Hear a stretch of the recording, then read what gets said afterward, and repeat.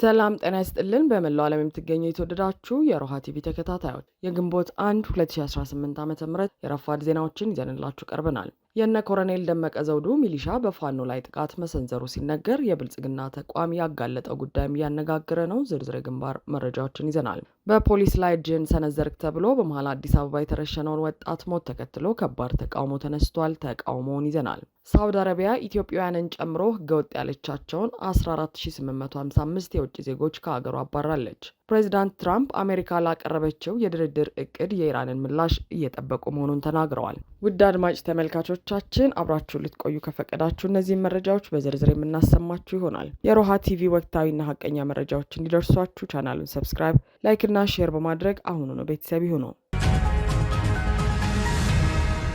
የነ ኮሎኔል ደመቀ ዘውዱ ሚሊሻ በፋኖ ላይ ጥቃት መሰንዘሩ ሲነገር የብልጽግና ተቋም ያጋለጠው ጉዳይም እያነጋገረ ነው። የተከዜ ዘብ በሚል መጠሪያ አገዛዙ በወልቃይት ምድር ያደራጀው የሚሊሻ ኃይል ትናንት ምሽት በቀጠናው በሚንቀሳቀሰው የፋኖ አደረጃጀት ላይ ትንኮሳ ፈጽሟል ሲል የአፋብን በላይ ዘለቀ እዝ አመራር አርበኛ ፋኖ ሲሳይ አሸብር ገልጿል። አርበኛ በነ ኮሎኔል ደመቀ ዘውዱ የሚመራው የተከዜ ዘብ የተባለው የሚሊሻ ቡድን ከዚህ በኋላ በፋኖ ላይ ጥቃት የሚሰነዝር ከሆነ የምላሽ እርምጃ የሚወስድ መሆኑን አሳውቋል። በተመሳሳይ የተከዜ ዘብ በሚል ሲንቀሳቀሱ የነበሩ 11 የሚሊሻ አባላት ከነ ክላሽንኮቭ መሳሪያቸው በትናንትናው ዕለት የአፋብን ጎንደር ጠቅላይ ግዛት በላይ እዝ 305ኛ ጎቤ መልኬ ኮርን መቀላቀላቸውን አርበኛው አያይዞ ገልጿል። በሌላ በኩል የደብረ ማርቆስ ፖሊቴክኒክ ኮሌጅ ለአገዛዙ የምርጫ ቅስቀሳ አልተሳተፋችሁም በሚል የደህንነት ሰዎች ታፍነው የተወሰዱበት 35 መምህራንና ተማሪዎች እንዲለቀቁ ጠይቋል። የትምህርት ተቋማት ለፖለቲካ ቁማር ማስፈጸሚያነት እየዋሉ መሆኑን የጠቆመው ኮሌጁ ይህንን የአገዛዙን እኩይ ድርጊት አጥብቆ ያወገዘ ሲሆን መላው ሕዝብ ከተቋሙ ጎን እንዲቆም ጥሪ አስተላልፏል። የአማራን ሕዝብ አፍኖ ለመግዛት ቆርጦ የተነሳው የብልጽግና አገዛዝ የትምህርት ተቋማትን ለፖለቲካ መጠቀሚያነት እያዋለ መሆኑ በደብረ ማርቆስ ፖሊቴክኒክ ኮሌጅ ላይ የፈጸመው አሳፋሪ እርምጃ አጋልጧል። ለአገዛዙ የምርጫ ቅስቀሳ አልተሳተፋችሁም፣ የምርጫ ካርድም አላወጣችሁም የተባሉ 7 መምህራንና 28 ተማሪዎች በትናንትናው ዕለት በደህንነት ኃይሎች ተጠልፈው መወሰዳቸውን ኮሌጁ በመግለጫው አረጋግጧል። በምስራቅ ጎጃም ዞን ደብረ ማርቆስ ፖሊቴክኒክ ኮሌጅ ትናንት ሚያዝያ 30 2018 ዓ.ም የተሰጠው መግለጫ እንደሚያመለክተው አገዛዙ ባለፉት 30 ቀናት ውስጥ መምህራንና ተማሪዎች በግዳጅ ከ5 እስከ 7 የሚደርስ የምርጫ ካርድ በተለያዩ ስሞች እንዲያወጡ ሲያስገድድ ቆይቷል። ተቋሙ ይህ ህገወጥ ተግባር እንዲቆም ቢጠይቅም የብልጽግናው አገዛዝ ግን ካርድ የወሰዱና ያልወሰዱትን ለይታችሁ ሪፖርት አቅርቡ በሚል ትዕዛዝ ኮሌጁን ለፖለቲካ ቁማር ማስፈጸሚያነት ሲጠቀምበት መቆየቱ ተጋልጧል። ይህ በደብረ ማርቆስ ፖሊቴክኒክ ኮሌጅ ላይ የደረሰው በደል አገዛዙ የፈለገውን ያህል ቢጨቁንና የሐሰት ምርጫ ለማካሄድ ቢዳክርም በህዝብ ዘንድ ያለውን ንቀትና ተቀባይነት ማጣት ቁልጭ አድርጎ ያሳየ ነው ተብሏል። ይህ በእንዲህ እንዳለ በሰሜን ወሎ ዞን በራያ ቆቦ ወረዳ ልዩ ስሙ ሮቢት 01 ቀበሌ 49ኛ ክፍለ ጦር ቃኝ ጠላት ላይ ባድ ጥቃት በመፈጸምና አመራሩን ከነፓትሮል በመማረክ ታላቅ ጀብድ ፈጽመው ታላቅ ድል ተጎናጽፈዋል።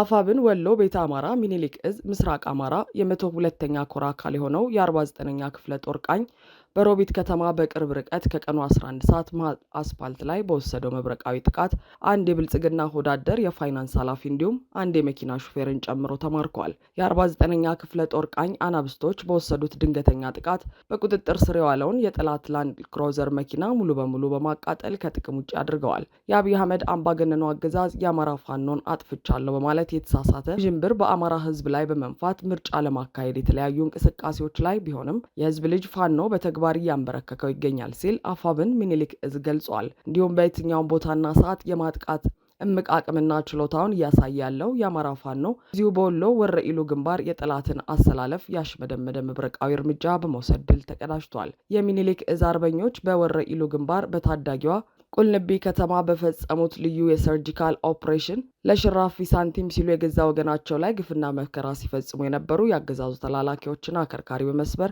ብትንትናቸውን አውጥተውታል። ይህ መብረቃዊ ጥቃት የብልጽግና ኃይል መጨረሻው መሞትና መማረክ መሆኑን በግልጽ ያመላከተ ሲሆን የአገዛዙን ዕድሜ ለማራዘም በሚዳክሩ ባንዳዎች ላይም ቀኑ በይፋ እንደጨለመባቸው ያረጋገጠ ተጋድሎ ነው ተብሏል። በተመሳሳይ መረጃ የፋኖን ክንድ መቋቋም ያቃተው የብልጽግና ሰራዊት በወገዳ ከተማ ንጹሃን ተማሪዎችንና ህጻናትን በድሮን መጨፍጨፉ ተሰምቷል።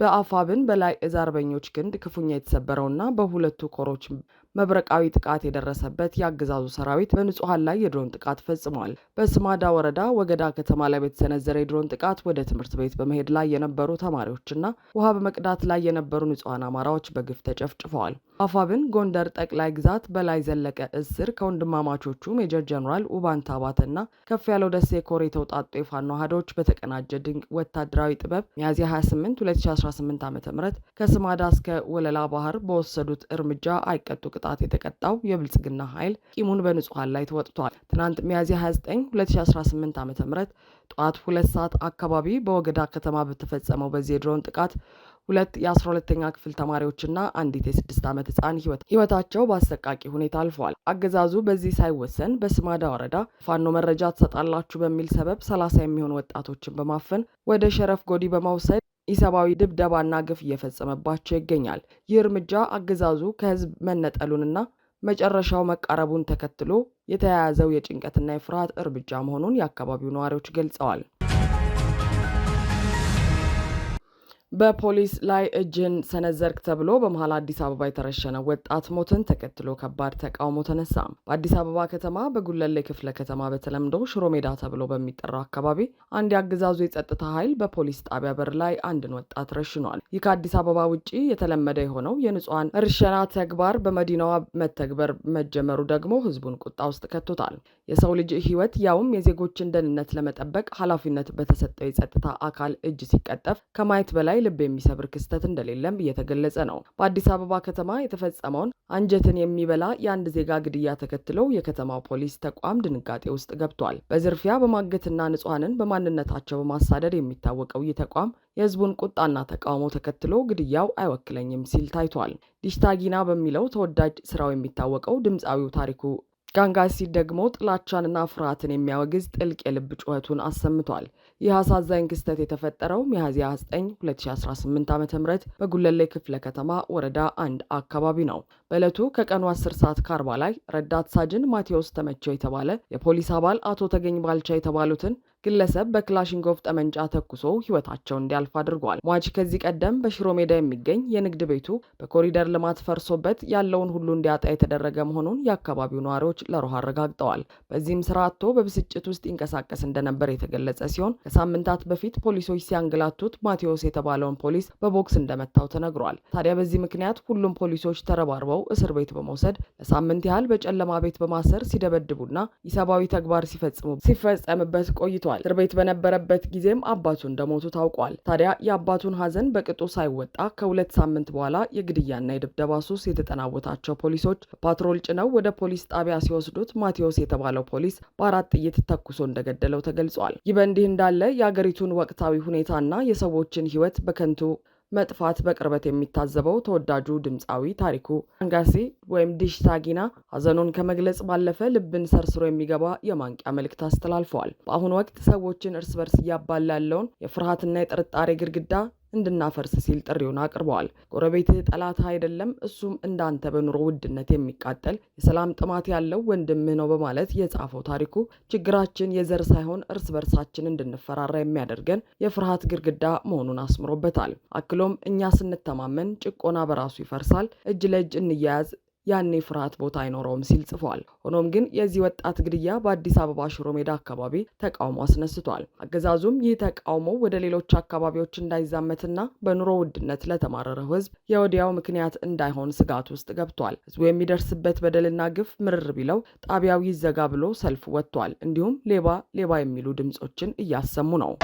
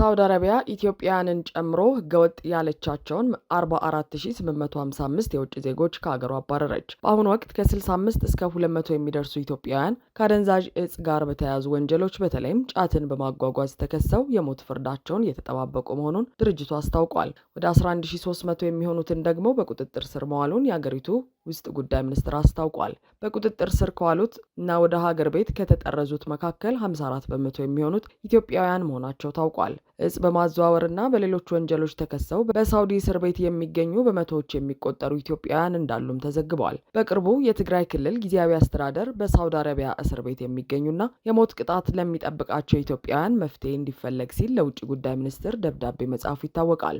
ሳውዲ አረቢያ ካባረረቻቸውና እስር ቤት ካጎረቻቸው ህገወጥ ካለቻቸው ነዋሪዎች መካከል 54 በመቶ የሚሆኑት ኢትዮጵያውያን መሆናቸውን የሳውዲ አረቢያ ጋዜጣ ባለፈው ሰሞን ዘግቧል። በሳውዲ አረቢያ ያለመኖሪያ ፍቃድ በሚኖሩ ኢትዮጵያውያን ላይ አሳሳቢ የሰብአዊ መብት ሁኔታ እየተከሰተ መሆኑን የሰብአዊ መብት ተከራካሪዎች ድርጅት ሂውማን ራይትስ ዎች ዘገባ ያመለክታል። በአሁኑ ወቅት ከ65 እስከ 200 የሚደርሱ ኢትዮጵያውያን ከአደንዛዥ እጽ ጋር በተያያዙ ወንጀሎች በተለይም ጫትን በማጓጓዝ ተከሰው የሞት ፍርዳቸውን እየተጠባበቁ መሆኑን ድርጅቱ አስታውቋል። በሳውዲ አረቢያ የሚገኙ ኢትዮጵያውያን ስደተኞችን መብት በማስከበር የወገኖችን ስቃይ በመዘገብና ማህበራዊ ጉዳዮች ላይ በመጻፍ የሚታወቀው ጋዜጠኛ ነብዩ ሲራክ እንደሚለው ወደ ሳውዲ የሚሄደውም የሚባረረውም ብሎም የሞት ፍርዱን የሚጠባበቀው ኢትዮጵያዊ ቁጥር ብዙ ነው። 14000 የተባለው ምናልባትም የአንድ ሳምንት የሁለት ሳምንት ሊሆን ይችላል እንጂ በጣም ከፍተኛ ቁጥር ያለው ሰው ነው በአንድ ወር ውስጥ ወደ ኢትዮጵያ የሚላከው። ነገር ግን እስር ቤት ያሉት ኢትዮጵያውያን ቁጥር እጅግ በጣም ከፍተኛ ነው። ድንበር ጥሰው ሳውዲ አረቢያ የሚገቡ ኢትዮጵያውያኖች ቁጥር በቀን እስከ 3000 ይገባሉ ተብሎ እየተገመተ ነው ያለው። የተሳፋሪዎችም ቁጥር እጅግ ከፍተኛ ነው ብሏል ጋዜጠኛ ነብዩ። አክሎም በሳውዲ አረቢያ የኢትዮጵያውያኑን ጉዳይ እከታተል ነበር፣ መረጃዎችም ይደርሱኛል፣ ከእስር ቤትም በቀጥታ የሚደውሉልኝ አሉ፣ የመንግስት ያለ እያሉ ይማጸናሉ። በጠባብ ክፍል ከ300 እስከ 400 ሰው ታጉሮ ነው የታሰረው። የእስር ቤት አያያዙ በጣም መጥፎ ነው ሲል ገልጿል። ፕሬዚዳንት ትራምፕ አሜሪካ ላቀረበችው የድርድር እቅድ የኢራንን ምላሽ እየጠበቁ መሆኑን ተናገሩ። አሜሪካና ኢራን ጦርነት ለማቆም በተዘዋዋሪ ንግግር እያደረጉ ባሉበት በአሁኑ ጊዜ የሁለቱ ሀገራት ኃይሎች አልፎ አልፎ እየተጋጩ መሆናቸው ዘገባዎች አመልክተዋል። ዛሬ አርብ አሜሪካ በሆርሙዝ ወሽመጥ በኢራን መርከቦች ላይ የጣለችውን እገዳ ጥሰው ለማለፍ የሞከሩ 2 ነዳጅ ጫኝ መርከቦችን መምታቷን አስታውቃለች። የኢራን ዜና ወኪል የሆነው ፋርስ ደግሞ በሆርሙዝ መተላለፊያ ላይ በኢራን ኃይሎችና በአሜሪካ ባህር ኃይል መካከል ግጭቶች መካሄዳቸውን ዘግበዋል። የአሜሪካ ጦር ሰራዊት ባወጣው መግለጫ ሳምንታት ያስቆጠረውን በኢራን ወደቦች ላይ የጣለውን እገዳ ለመጣስ የሞከሩ የኢራን ሰንደቅ ዓላማን የሰቀሉ 2 መርከቦችን ኢላማ አድርጎ እንዳይንቀሳቀሱ ማድረጉን አስታውቋል። የአሜሪካ ማዕከላዊ እዝ እንዳለው የባህር ኃይል ተዋጊ አውሮፕላንን በመጠቀም በመርከቦቹ ላይ በተወሰደው እርምጃ መርከቦቹ ወደ ኢራን እንዳይመለሱ ተደርገዋል። ጨምሮም 2 ነዳጅ ጫኝ መርከቦች በአሜሪካ የተጣለውን እገዳ ለማስፈጸም ከጥቃቱ በፊት የተሰጣቸውን ማስጠንቀቂያ ባለመቀበላቸው እርምጃ እንደተወሰደባቸው ገልጿል። የአሜሪካ ሰራዊት ማዕከላዊ እዝ በኢራን የነዳጅ መርከቦች ላይ ስለተወሰደው እርምጃ ካወጣው መግለጫ ጋር ጥቃቱ ሲፈጸም የሚያሳይ ቪዲዮን አያይዞ አጋርቷል።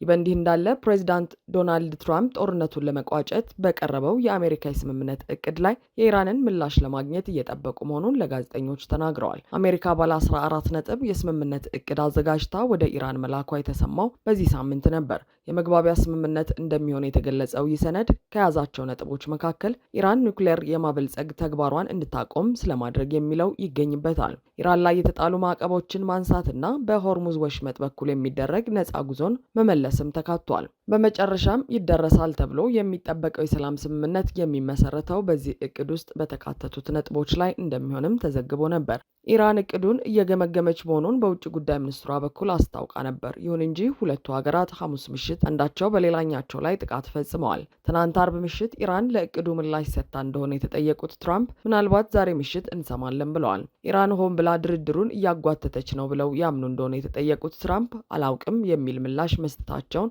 ሲኤንኤን ዘግበዋል። በቅርቡ እናውቃለን ሲሉም አክለዋል። ትራምፕ ይህንን ከማለታቸው ሰዓታትን አስቀድሞ የአሜሪካው የውጭ ጉዳይ ሚኒስትር ማርኮ ሮቢዮ ኢራን ዛሬ ምላሽ ትሰጣለች ተብሎ እንደሚጠበቅ ተናግረው ነበር። ሚኒስትሩ ጣሊያን ውስጥ ለጋዜጠኞች እንደተናገሩት ምላሻቸውን ዛሬ የሆነ ሰዓት ላይ እንሰማለን ብለን እንጠብቃለን፣ ምላሻቸውም የምር እንደሚሆን ተስፋ አደርጋለሁ ብለዋል። እስካሁን ሰዓት ድረስ ግን ኢራን ምላሽ ስለመስጠቷ አልተረጋገጠም። ሁለተኛው የአማራ ጆርናል ዓለም አቀፍ ሳይንሳዊ ጉባኤ ከሜይ 23 እስከ 24 2026 በሜሪላንድ ሲልቨር ስፕሪንግ ሲቪክ ቢልዲንግ ቬትራንስ ፕላዛ ይካሄዳል።